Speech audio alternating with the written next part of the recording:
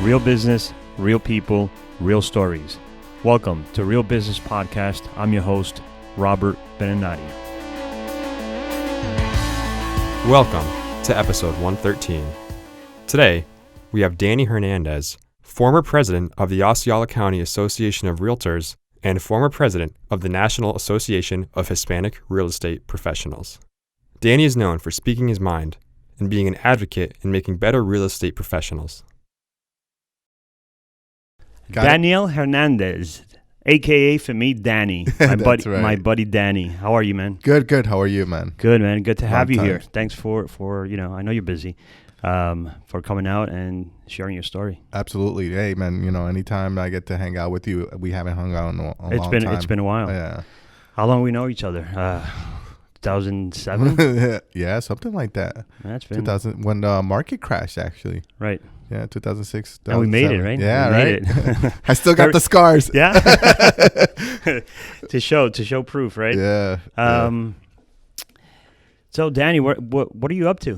What's going on? I know you've been involved. You were president of OSCR, the Correct. Osceola County Association of Realtors. Yes. You were involved with NAHREP, the Correct. National Association of Hispanic Real Estate Professionals, Right. and some other things. You've been NAR, coaching. Yes. I was the chair for diversity committee for National Association of Realtors. So I've been heavily involved with them recently. So I'm excited about that. And now I'll be becoming the regional vice president of Florida Realtors for Region 5. So I'm excited about that for next year. Excellent. Yeah. I think that's about it. I'm not going to do anything else after that. I became an instructor, Florida instructor. So what are you teaching? I was teaching fair housing. Fair housing Yes. laws. Yeah, GRI. Yeah? The GRI course. I actually wrote the course. Oh, Yeah, look at you. I wrote it in January, got approved for CE. So I'm doing that currently. But I think I'm not going to do that next year. I'm kind of like taking a step back and going back into the business. I mean, you have your brokerage, and you Yeah, always had it. I've always had it. Evista Resources? Yeah, Evista Resources Realty, since 1989. 1989. Yeah. I started in North Miami Beach. Wow, man. You look good for 65 years old. Yeah, right, don't I? It's funny. A lot of people say, "How old are you?" I'm like, "I'm 53," and they don't even believe I'm 53. I'm like, "Yeah, Yeah. I've been through downturns. I've been through several, so I got the scars to prove it." So, I know you. I know you really speak your mind. Yes. So Sometimes it gets me in trouble. yeah, well, I think that's where we're heading with this one. I don't know where it's going, but I know it's going. It's funny because I traveled, as a coach, traveling across the United States, and I used to tell people, if you're asking me to speak, I'm going to speak my mind. It is what it is. Either you like me how I am or you don't like me. It doesn't matter to me. There's no gray or white. It's just straight up. Got it. So give me, I'm curious to know a little bit about what did you learn? Maybe, what are the top 3 things you learned you weren't aware of when you became the president and after the year, right? Being president of the OSCR, of the Osceola County Association of Realtors. Before I became president of OSCR, which is the Osceola County Association of Realtors, I was the president of NAHREP chapter, which they have chapters all across the United States. Mm-hmm. So that was kind of like my first presidency. That was kind of, I felt a little bit comfortable there, and that kind of helped propel me to become president of OSCR and other trade associations as well. So the only thing I did not know is that, no matter which trade association you're kind of heading or organization, there's always that thing behind your head saying, well, am I doing the right thing? What's my purpose here? Mm-hmm. How can I make this better no matter what? So whichever direction that I was heading that way, I kind of like sat back and analyzed and said, what has others have done before and what can I do different? Because me, I don't follow. I'm a leader. So if there's a bunch of realtors in this side of the pool, well, I'm not going to that pool. I'm going to somebody else's pool. We're going the other way. Yeah, exactly. That's how we survive. I guess. Exactly. Yeah. So, but being behind the scenes, what did you learn that you were like, oh, I wasn't aware of this, or it was an eye-opening? Anything what that you took from it? from Oscar, what I learned is that it's so important to find out what's happening at the legislation level. A lot of these realtors that are out here, and we've been in the real estate market for many years, is that they really don't know what's happening at the legislation level that's really affecting our grassroots here locally. And I did not realize how important it is to really get to know these senators, for our property, our private property rights and the Sadowski funds and all this. And I'm sure that as I'm talking to you, I'm pretty sure there's a bunch of realtors that don't even know what I'm talking about, right, but really affects what's going on in our county. We'll get into realtors' mind and things like that. You mentioned that because what they see is, well, I'm just paying a due. I don't know what I'm getting from it. Why even pay it? We'll get into that a little later. And with your NAHREP, yes, how did that go? I enjoyed it. Yeah, I started in NAHREP. You travel a lot through that, right? Yeah, because I was a coach for NAHREP and their chapters. I got invited to become part of. I was treasurer of the Central Florida chapter many years ago. Daisy Lopez said, who works for RE/MAX. She invited me. We became best of friends, and I grew up at the NAHREP level. I started as a treasurer, then I moved up as the president, and then I went on to be a national coach, where I traveled all across the United States, empowering real estate practitioners, Hispanic ones especially, and then I became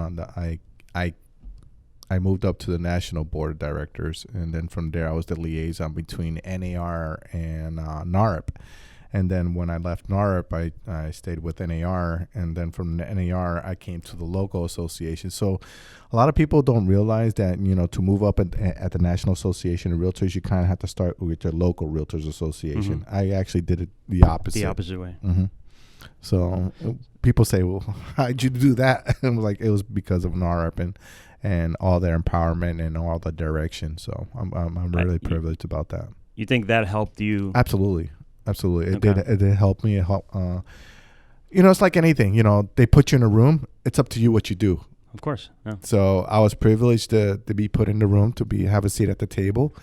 But I personally had to do, from there on, it was all me. I had to make the connections. I got to figure out, where am I going to take this to the next level. So, but I was very fortunate to be in the room, and it was because of NAHREP. So I always give kudos to NAHREP when it comes to that kind of stuff. And the organization is not only for realtors, right? You have mortgage brokers, you have title companies. Anything that has to have real estate related to empower the Hispanic home ownership. Now I have one question. It says Hispanic real estate professionals, and everyone speaks English. Right. So what's the deal with that? Because anybody can sell Hispanics. Right. We're here to create sustain and empower and increase sustainable Hispanic home ownership. Americans can say gringos or white people or Caucasians can sell Hispanics. Right. African Americans can sell Hispanic. Anybody can sell Hispanics. But we just want to increase that sustainable home ownership rate. Do that. Mm-hmm. So do you recommend for real estate agents, new or those that are seasoned in this industry, to be part of it? Absolutely. I mean, if you really look at it, out of all ethnic groups, the Hispanics are the ones that are leading or the homeownership rate when it comes to minority groups. So why wouldn't you want to be tapping into that? Why wouldn't you want to farm that ethnic group, regardless of whatever race you are? Right now, it's even important right now what's going on in the world right now. Mm-hmm. And I'm not talking about the United States. I'm talking about the world. The world itself, yeah. So, but, if you really think about it, the Hispanics are leading the charge when it comes to home ownership rate. And what are some of the benefits, quickly, like being part of it? Is it networking? Is it learning? Absolutely. It's always networking. A lot of realtors, they say, well, what am I going to get out of it? It's not what you're going to get out of it. It's what you put into it. Because most of these people, and this is one of the things that got me in trouble, because like you said, don't come to the convention just to come to the convention. You're paying, $1,000, $2,000, $3,000 to go to a convention. You want to make sure that you want to get something out of it. You want to get one or two or three nuggets, mm-hmm. and capitalize on that. You're there maybe 2 or 3 days, but there's so much information. But I used to tell people, if you're going to go there just to hang out, don't go. You're wasting your money. But if you're going to go there, make sure that you come out with 2 or 3 nuggets, so that way when you come back, that you're going to work on those 2 or 3 nuggets. You're not going to get all 3. You may get 1. And if you get that 1, you capitalize on it. But most people don't think that way, unfortunately. And it's sad in our industry because, this is a never-ending learning industry. You always learn, no matter how long you've been in it. I've been in it close to over 30 years, and I'm still learning every day. Yeah, every single day. Every day. And it keeps changing. It keeps evolving, Absolutely. and you have to stay with, with what's going on. It's now with social media, with technology, and that's probably the next question I have for you. Where do you think real estate is heading as a career, not as an investment, right? Homes will continue being sold and bought, but how? Through technology. Think about it. When I first started, I took my test. How now today you take a test that's electronically. Before it was just penciled in. There was no computers. When I took my test, I had it handwritten. We used to have MLS sheets, but there was no thing called MLS. It used to be a book, and you used to go find sheets. You remember? Yeah, of course. I used to buy so many faxes to my clients, fax machines, because I was like, hey, I'm going to fax you your contract. That's how it was back in the day. It was harder to sell. Today, it's actually easier because of the technology. But it's up to you to stay with the times, and that's what separates the men from the boys. I think the technology today is so advanced that we should, as real estate practitioners, should take full advantage of the technology. Before I used to have an office, and we were just talking about that, and half the agents didn't show up, and recently they didn't show up at all. I was in the office by myself. I'm like, do we really need an office? Everything's almost virtual nowadays because of the pandemic or whatnot. We had to switch gears immediately. But that's the great thing about a real estate practitioner is that we're able, the smart ones now, the really good ones, know how to flip the switch and say, hey, I got to flip the switch because this is how the market is. Yeah. The market is going more technology than way before. And the consumer is more technology savvy. It's more tech savvy. So you got to think about, if the consumer is more tech savvy, don't you think you should? Of course. That's what's going on today. Yeah, I remember I've been licensed since '98, and I had the beeper and a pocket full of change of quarters to be able to make calls to my clients because cell phones weren't that available back in the days. Right. And like you said, the MLS. I think that going through that has made me appreciate a lot the present, right? And technology. Because I was like, wow, this has made it so much easier than it was. But those that come in new are spoiled because this is what they know, and they don't take advantage of it. And like you said, we were talking about this about office space. I had my own self-standing building, and a lot of people did not show up. Right. You would do training classes, they would not show up. If they did show up, they were on their phones, or you would tell them what to do, and then 2 weeks later when they come back, did you do what we said? No, I didn't have time. I didn't. Whatever the case is, right? But that takes me to maybe a couple other questions, and one of them is, you being a broker, myself being a broker, what do you think is the reason for such a high rate of turnovers with agents? They come and go, they come and go, they come and go, they change offices. What have you learned in your experience? As a Florida director and in the industry, especially involved in Florida Realtors and NAR and all the different organizations, I realized that we as an organization, when it comes to state, national, and local, we need to be better at hiring, at educating, at making it a little bit harder for real estate practitioners to get their licenses. I think it's too easy right now to get your license, and then you have so many realtors. For an example, in Oscar, we have close to 4,000 members. Aura has over 17,000. Just between those two associations, you have over 21,000 members. Statewide, you're over 175,000 real estate practitioners that are licensed under a membership. Because you have those that are licensed but not active. Not active. Mm-hmm. So you can imagine the amount of people that have licenses. I always say, and I hate to say this, is that we're giving away licenses. And it's sad because we should not have that stigma of saying, hey, you know what? I have a real estate license. I got it at 7-Eleven. I just put money into a machine and I got a real estate license. Right. That's how it really is. Yeah, that's been one of my things always, and one of my frustrations, and this is what I always, rant about is, I've taken this career as a profession, right? As a doctor, as a lawyer, Absolutely. and I treat it like that, right? And then you got agents that come in and they want to do this part-time, right?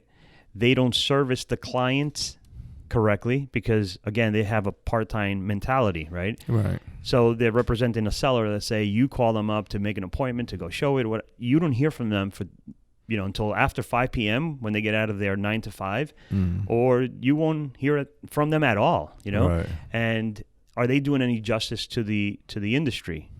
Are they servicing the clients correctly? Right. And they're the ones. Not all of them, but most of them are the ones making a bad name for the good ones, Right. and the ones that are doing this, 100%. Right. Again, I voiced my opinion. Not everybody likes the way I voice it. I believe that we should increase our membership. I mean, if you want to get a license, increase it. I believe in the so strong that if you want to play in this arena, on the real estate arena, then you need to pay. I think we're charging way too less to get a license. I think we have to have more education, more restrictions. To be honest with you, It's true. They make it very easy. What is it, like $1,000 a year just to be, and you don't even have to pay that up front. It's like 500 and 500, something like that, so right? it's spread out. So it's spread out. It's easy to come across and pay it and keep yourself. The attitude with a lot of agents, part-timers, or those that have a different career is they see this as quick money. Right. Like, okay, this is not working. My side business is not working. Let me get into real estate real quick, make a couple sales, and I'm back on track. And they're taking away from again, those that are doing this 100%. Think about this. When you get your license, you're signing on. You have a license to practice real estate, which is to protect the public. Most real estate practitioners, and I repeat this, most real estate practitioners realize that by having the license to practice real estate is the most important. You're participating in the most important decision of a family's life, which is buying a home. But most people do not get that. Most people think, I'll just make quick money and that's it. Make a commission, move on to the next one. But you're really involved in somebody's biggest decision of their lives, that they worked almost all their life to buy their dream home, and you're involved, and yet you're not taking it as serious as other real estate practitioners should. It hurts, to be honest with you. It's sad that we're in an industry where we don't see the professionalism that we should have. I think another thing that we could implement is having within an office, if you have agents, you have to designate, as a broker, designate them a manager or a supervisor, right? And have that commission split. When I started at 50-50, right? Mm-hmm. No leads. Go do it on your own. And I have to give the broker 50% of my commission, right? That's what it was. Nowadays, I don't know who came up with the 100% commission. And no oversight, no control, nothing. You're on your own. You're on your own. Do whatever you want. Come in, bring my my transaction fee, and move on to right. And the other side of that is agents want to do 50% of the work but get 100% of the commission. So that doesn't work either. I mean, I think there's a lot of broken parts to this. That needs to be correct. There's a big need for this. And a lot of the problem is because of the brokers. Well, that's where we're going. So there's a lot of brokers that get into the brokerage because they only see numbers. Let me get 100, 200, 300 agents, multiply that by the transaction fee. Well, this is my number, right? This is what I'm hoping for. But they're not in it as well to let me teach them. Let me educate them. Let me guide them. Let me make sure they're doing it correctly. Right. None of that. No managerial, no taking care of the agents to make sure that they're doing the right thing. no oversight whatsoever. I get so many phone calls. Oh, can you help me write an offer from other agents, from other brokerages? Trust me, I've gotten that. Can I pick your brain? I'm like, where's your broker? Yeah. Why are you calling me? Yeah, I said, who's your broker? Can I get their number? I actually did that once, and I called the broker up. I said, your agent just told me to help him write a contract. Are you doing any training for that particular person? Or what's your training like at your brokerage? Because that's not how we work. And it's sad to say that I've gotten some rude phone calls, conversations when I say that, because it just frustrates me because I'm representing some buyers, and I'm an active broker. I'm out there. I'm a competing broker, and I chose that to be that way. You know why? Because most brokers sit behind a desk and don't really know what's going on in the real estate world. Yeah, and they're only serving donuts and coffee to the agents. They're not waiting to collect. Yeah. I'm out there competing because I want to be able to do what I say. If I'm preaching to my agents, I want to be able to. It's because you've done it. Yeah. Right. I want to prove to them, hey, I can still do this. I'll go out and farm. I'll go out and knock on doors. I'll go out and do showings. I'll go to closings. I'll do that. And, do I like it? Yeah, I do like it, because it reminds me of the fun. Because to me, that was fun, and I was making money. But then I was like, okay, I don't need to do that anymore because I have agents. If I empower them to do that, then I can sit back and relax because I already did it. But that's not the case. When you have it in your heart, in your blood, it's not. It's not about that. It's about going out, staying on top of what's new. It was funny. I saw one of your posts on Facebook that you said something about anyone knowing anything about Claremont or something like that. Right. Because maybe you haven't been there in a while. Right. But you opened up and said, hey guys, who knows about this? I want to go learn. Or you know what? Like I used to tell my agents, pick a day of the week, get in your car, drive to a certain area, let's say just St. Cloud area, and visit all the builders there. Yeah. Or go to East Orlando, or go to Windermere, or wherever, right? And visit 4 or 5 different builders and find out what's going on there. Absolutely. Find out what's being built. Nowadays, with technology, like we said, buyers are savvy. Absolutely. They know equal or more than some agents because they're the one coming to you and say, how about this community? How about that community? This is what's being sold. I called and this is what they said. I'm like, it's crazy the information they. It's funny because now consumers are like realtors. Yeah. They most of the time they know more than a realtor does. No. They already know that when they call me up or I'm speaking, I spoke to this developer, this has this has that, this is what the square footage. I was like, oh, what do you need me for? Like, right, you can do it yourself. Yeah. And it's sad, I'm thinking about that when I had those type of conversations. So that was kind of my question earlier, that where do you see real estate going as a career? Because, and this is my other follow-up question later with, Zillow and websites like this, what have they done to the real estate career in general? Because all like we said, these buyers know all this. And then before we leave, we go into that subject about Zillow is, lastly, when you get these agents going in and lowering their commission, just giving it away, describe that. Because I say it one word: they're prostituting themselves. And it's sad, they're going there and say, well, for an example, for a listing agreement, I went the other day for a listing agreement, and the lady says, well, this agent said that they can sell the house for $1,000, and I'm like, well, then get that agent, because that's the kind of service you're going to get. It's $1,000. That's cheap service. I'm not that type of agent. And she looked at me and she goes, I'd rather go with you. Just because of the way you answered. Yeah, if they negotiated their commission or dropped it, what do you think they're going to do with your house? Yeah, exactly. A lot of people don't realize that. And that's what hurts the good ones, when you have to deal with situations like that. And that was just a listing agent. And you can imagine buyer's agents.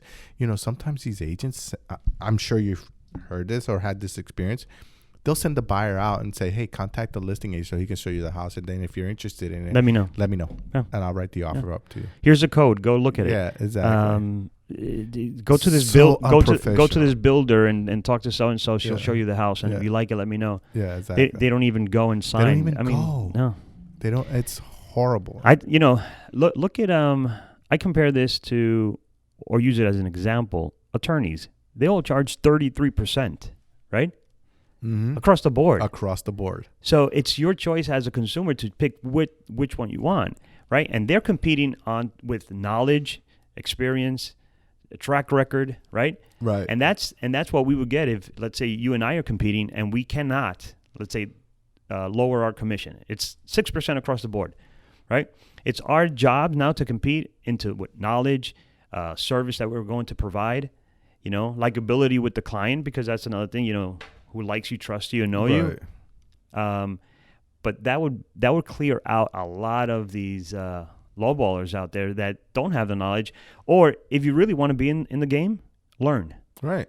Learn. That's why I said increase the fees. That's all I'm saying is learn. Don't do it half-ass. Right. Come into the real estate business as a professional, as a career. Learn. Take your time to get educated and pay the grounds like we did. We had to pay our grounds before we made it where we at. It's a generation of real estate practitioners, and I call them real estate practitioners. I don't call them agents or realtors per se. We're old school. We're with the grind. Today's the realtors right today, they're so different from how we used to do it back in the day. And that's why we're still going to be surviving down in the future, because we know how to adapt. These guys that are today, they don't know what was in the past. They don't know how good they have it today. They don't. They do not. They want to put a picture on Instagram and sell it. Yeah. And find 10 leads, whatever. It doesn't work like that, man. You got to roll up your sleeves, go out there, grind, do open houses, go visit people, shake hands, knock on doors, go figure do what it you got to out. do. Yeah. Use the tools that are out there today to go knock on doors. Use the tools to go out there to farm. Use the tools to make your life a little bit easier. Those tools are going to help you. They're better tools than before, right? Absolutely. It's like a carpenter. They had, other type of chisels and hammers. Now they got better, equipment. It makes their job easier, but they still have to go there and pound it, and hit it. So imagine if we had these tools back in the days, right? We would kill it. Yeah. We'd probably retire by now. Yeah. I mean, I'm in a position that I can, but it's like, oh wow, I would have gotten there a lot quicker if we had these tools. I wish we had these tools back in the day, but it is what it is, and all we can do as seasoned veterans in this game is try and keep trying to empower these other generations to do better and not to do worse. What do you yourself being a coach, right? And this kills me all the time. I see so many different advertisements on Facebook, let's say, and it's want more leads. I can get you so many leads, and this guy, this person closed so many deals this month without leaving the comfort of their homes. What do you say to that? It's a bunch of bullshit. I'm serious. And that's what I don't know how they get away with it. That's why I'm kind of I'm really seriously thinking about deleting Facebook, because all of it's bullshit. I see so many, and I know these guys, so many people out there promoting, oh yeah, I did 1 million, or I'm going to get 1.5 million in the month of August, or I got so many deals, and it's bullshit. It really is. It just truly is. None of that's bullshit. And I see so many people trying to coach that never sold a transaction. That's the other one. Everyone's a coach now. Yeah, everybody's a coach. And they tell you what never to sold do. one transaction. No, they tell you what to do, but then again, they never did it themselves. Like we were saying, right? Mm-hmm. We lead by example. Exactly. Not by just go ahead and do it, and then that you should do fine. And I had a friend of mine that said, "Oh, I started coaching with this person," and I said, "You know what? Ask that person when was the last time he did a transaction. I dare you." If he would tell you do this, you're gonna get so many leads. Why are you not doing it? Right, exactly. Why are you teaching me how to do it? You do it yourself. Yeah. I mean, you could make more money getting so many leads. So you say, right? Right. It's. That's why I tell people, hey, you're paying for coaches. Okay, great. Go ask their coach when was the last time he did an open house. Go ask your coach when was the last time he looked at it as his contract. Go ask your coach all this, because he probably doesn't know, and you're paying somebody who doesn't know. Does that make sense? Is that smart? I mean, I want to learn from somebody who's doing it, not from somebody who did it. It's a big difference. It's a big difference, yeah. Let's get into this one, the Zillow. I've heard so many different things. I know there's good and bad, like everything, right? I know a lot of people that are pumping a lot of money into Zillow and getting a lot back. I know a lot that have paid maybe the minimum, $400 or $500 a month, and they've gotten garbage. Right. That's one. Two, Zillow has Zestimate, right? Right. And it tells you your house is worth this. You go to the client's house, they want to sell their home, you go for a listing appointment, and you come with comps, true comps, right? Homes sold in their community, right? In the last 90 days, right? Sold, closed, right? And you tell them this is what it's worth, But Zillow says Zillow says this. How simple. Just say, when was did Zillow come to your house? Take a look at your house, take pictures. That has Zillow look into the other houses and look at their pictures. It's something called apples to apples that Zillow doesn't do. But they blindly believe it's all algorithm. But you're not only going to get a true value if you have a person come to your place, take a look at your property physically, go back to their office or go home or wherever they are. Because that's what I do. I said, look, I'm not going to come here and do a listing presentation, tell you their house is worth this much. I'm going to take pictures. I'm going to sit there and I'm going to give you an evaluation within 24 hours because I'm going to sit down on the computer and I'm going to really look at comps. And I'm going to look at comps, 90 days out. I'm going to look at apples to apples. Yeah. And I'm going to choose. And I tell compare them, condition, did the other one look better? Or was it better maintained than yours? Zillow's not going to do that. Yeah. Mm-hmm. And I say to them, you may or may not like the number I give you, but that's the number. And if you agree to list at my number, I'll tell you, you're going to sell within, 40. You probably get a contract within today's market within 2 weeks, and you probably close within 45 days if you do what I tell you. But if not, don't expect that. So I'm just giving you a straight up answer saying, hey, you may or may not like my number, but it is the number. Excellent. And that's the way to do it. Yeah. I think, we're fighting against Zillow, Open Door coming in and trying to, that's another one. These iBuyers, Open Door, these disruptors. You know what? I bring them on. I mean, come on, let's bring them on. Before these disruptors existed, but in a different format. Yeah, different format. That's all. Yeah. It's the same thing. You and I know that this is a cycle. Mm-hmm. And we always go through this, every 10 to 12 years. And unfortunately, we're in our 13th year, and now we've seen this cycle. Remember, the crash was what, 2006, 2007? 7, 8, right? The end of 7, beginning of 8. Right. Yeah. So look at where, 2020? We're 13 years later. 13 years. It's gone a little further, and we're in an election year. Yeah. We got hit now with this pandemic, that's affected mentally more than truly financially. Now we're seeing the financial side because a lot of people out of work and so forth, and we'll probably get into that and see what you think about that. What's your prediction? I've been through 3 downturns in my career. 2000, 2007, and now this one. And this one. Oh. So I got started before the 2000. Yeah. So I got licensed in 98. I went through the 2000. It wasn't that bad. It was just that everything was kind of because of the 2K. Right, exactly. People got crazy. Oh, it's the end of the world. Right, 2007, that was a big one. 2008, if you really think about it and look at the frenzy right now of people buying homes. Would you have thought that because of pandemic, as soon as they open going out again and all this, that it would have been this busy? Or you thought it was kind of going to be like a stop, a halt, and kind of people looking what to do? And well, it's funny that you say that, because when this pandemic hit, I was like, okay, wait a minute.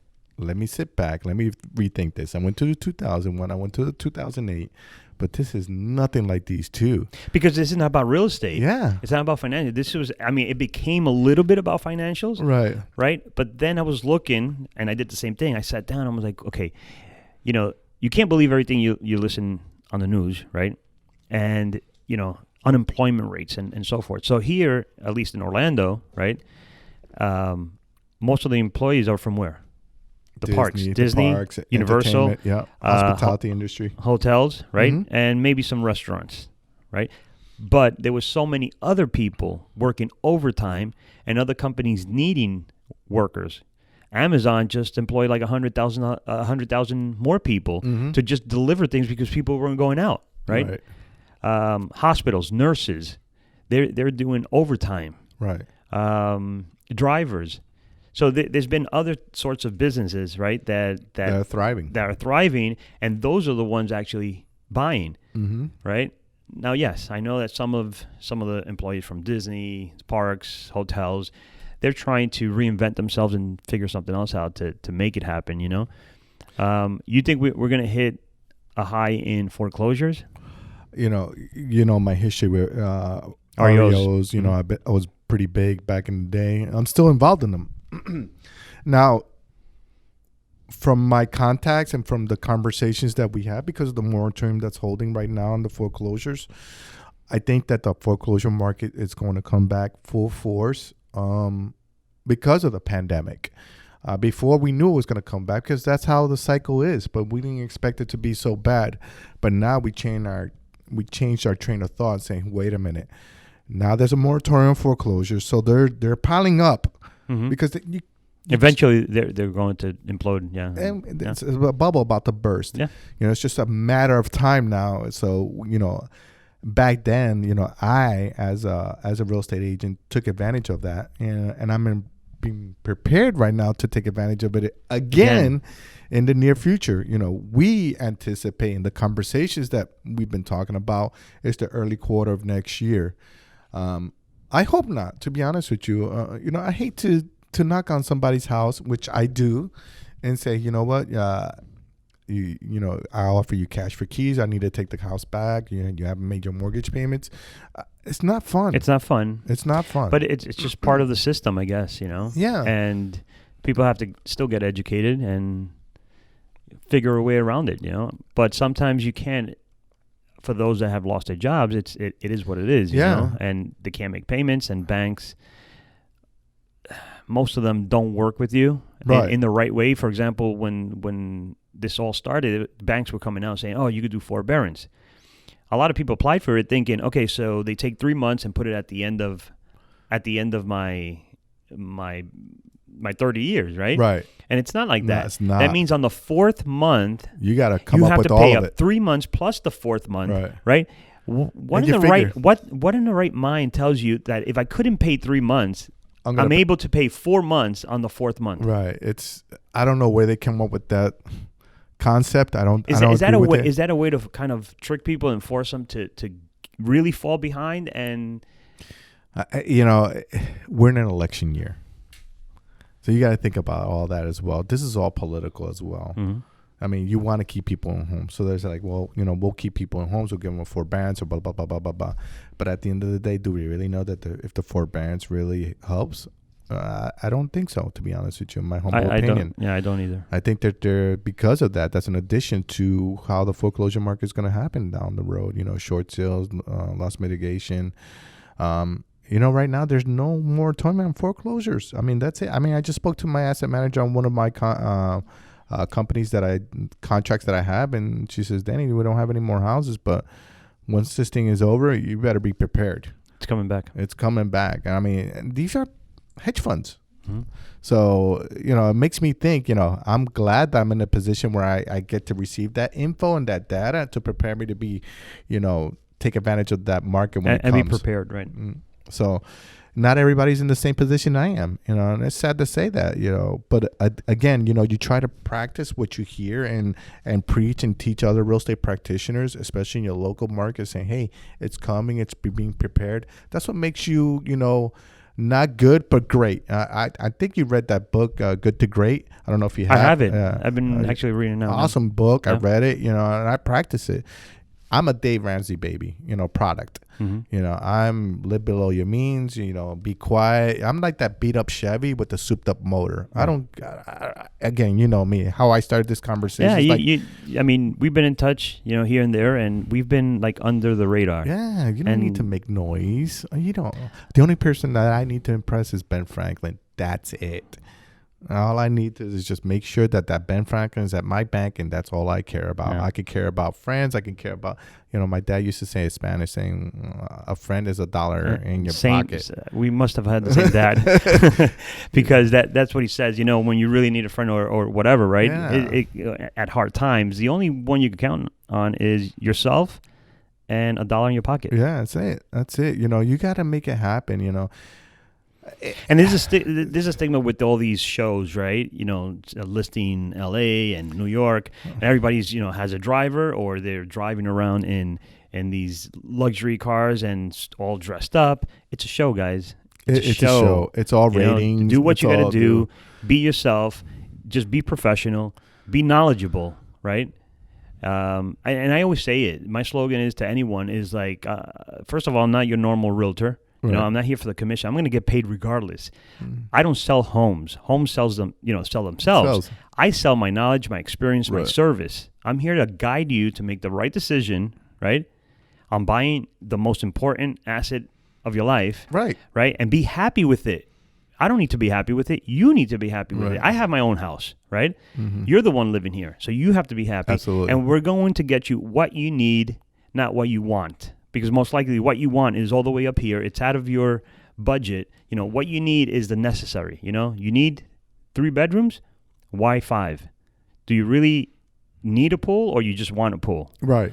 Things like that, right? But this is part of knowledge, service, experience, years of hitting the pavement. And this is what I try to translate to realtors coming on board. Don't come in thinking it's a quick commission, quick cash. Yeah. It's not. This is not timeshare. No. It's sad. It really isn't. We need to do better.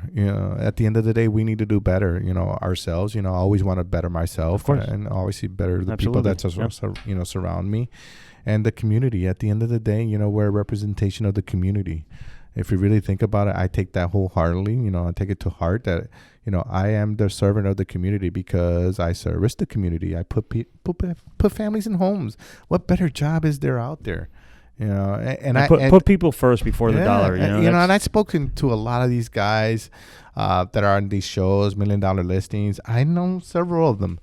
And you can ask. I can give you a name, and you can ask one of them. I said, "You're full of bullshit." I don't care if you sold $1 million homes. How did you get started? You didn't start selling $1 million homes. You're just a normal Joe like myself. You know nothing better. It's a show. It's a show. And the guy laughed at me at a convention. He laughed at me. I says, nope. I'm not anything against you. More power to you. You're making money off of this. Right. But are you really making money off of real estate? Yeah. Come on. It's show that's making the money. It's not really selling. Yeah. It's tough, and people have to wake up and we could go on with this, but we could go forever. That's not the goal here. The goal really is for those the viewers or listeners is that are in real estate or thinking of coming onto real estate to really think about it, and if you're going to do this, do it the right way. Right. Be knowledgeable, learn, take your time to do it. It's not as easy as people think. I've heard so many people come, I'm going to go into real estate, I'm going to crush it, and it's 6 months, 8 months, and they still haven't done a deal. Right. And then reality sits in. So I say one thing, I ask people, why do you want to buy a home? Why? Why? Yeah. Why do you want to buy a home? And they're like, well, I want to own something, and then I can sell it down the road. I say, okay, great. So you want to own something because you want to create wealth for yourself and for your family, for your future family or your children or whatever. So you want to create wealth. I practice how do you create wealth. And that's what I try to teach realtors out there, how to create wealth. That's why I'm a big proponent of Dave Ramsey, because I was one of those guys that made that phone call on a podcast, on live TV. I'm debt free. It took me a long and embarrassing time to get there, but now I'm there. So, if I work, great. If I don't work, great as well, because I live. There's no stress. There's no stress. The financial burden is not on me. And that's what I'm trying to empower real estate practitioners. Live below your means, pay for things cash. Don't go into debt. Learn, especially the ones that are up and coming right now, that are coming out of colleges with these big debts out of, college degrees, and they owe all this money to colleges, and they have this debt.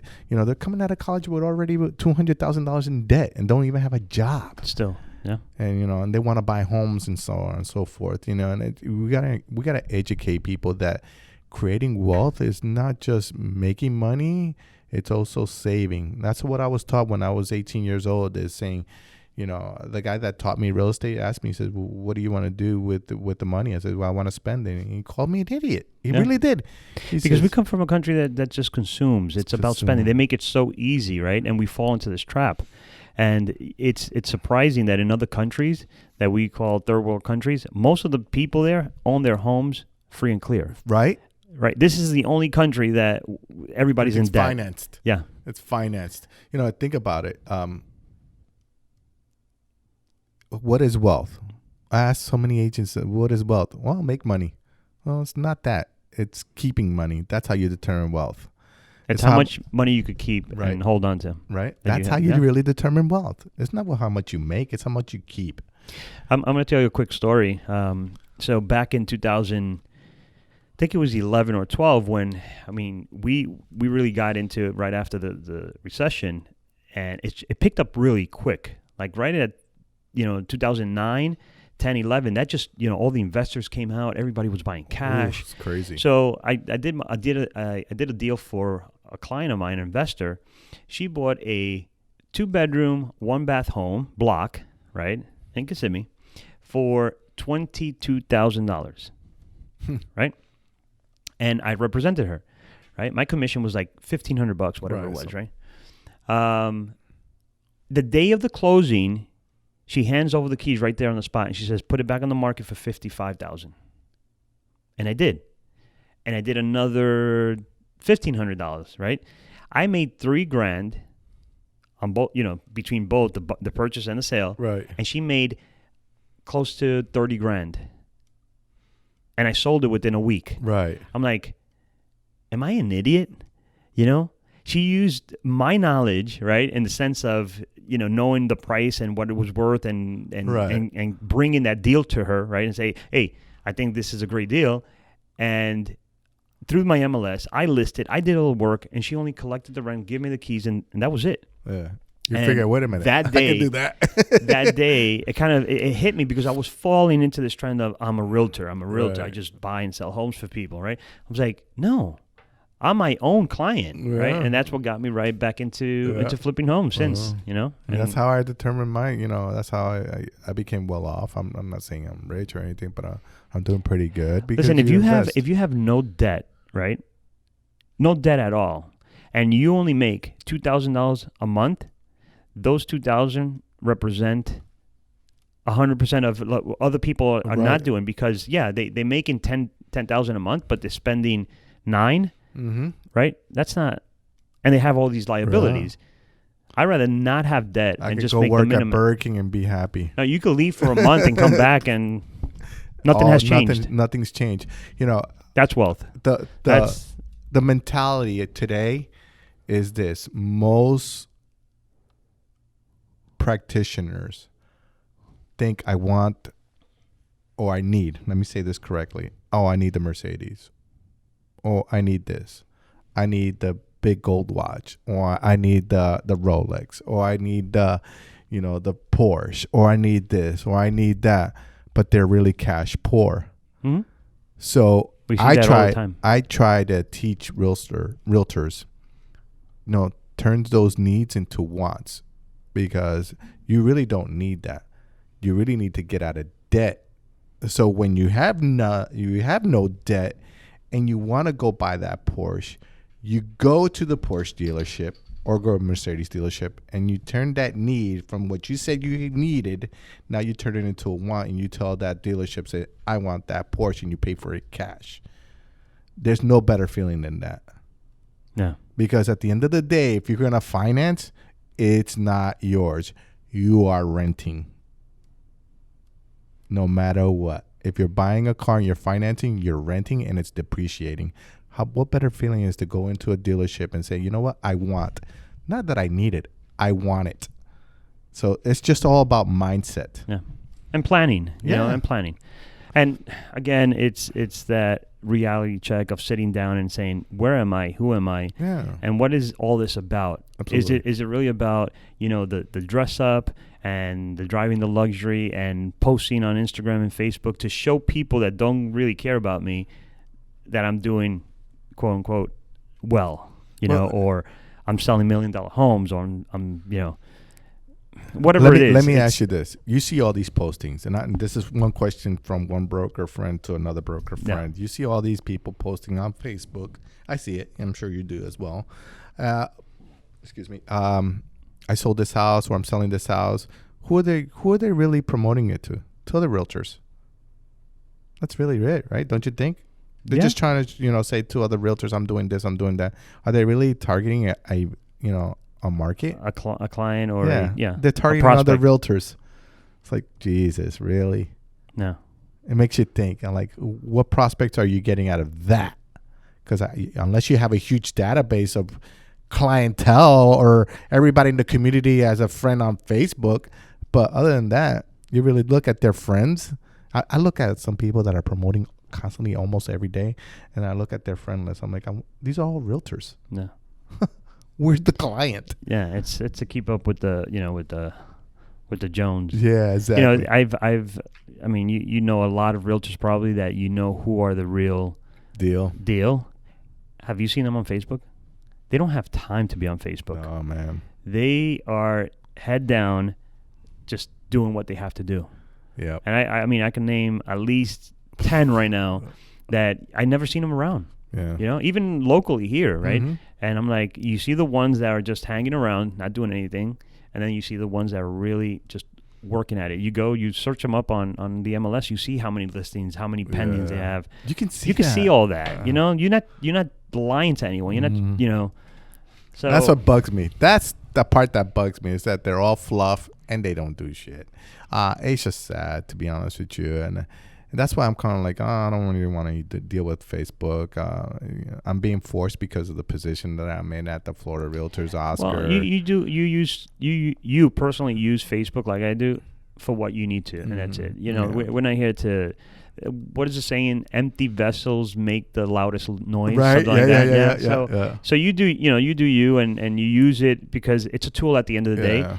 And if you use it properly, it'll get you places. I'm not saying it's not. I'm not saying Facebook is a bad thing or Instagram. Neither. No, not but at all. But use it correctly and make it work for you correctly. I do some real estate stuff. Promote the agents and whatnot, and I really don't dabble in it. And you'll see my stuff with some pictures of my motorcycle in it, because that's my passion. That's my hobby. That's your thing, that's who I am.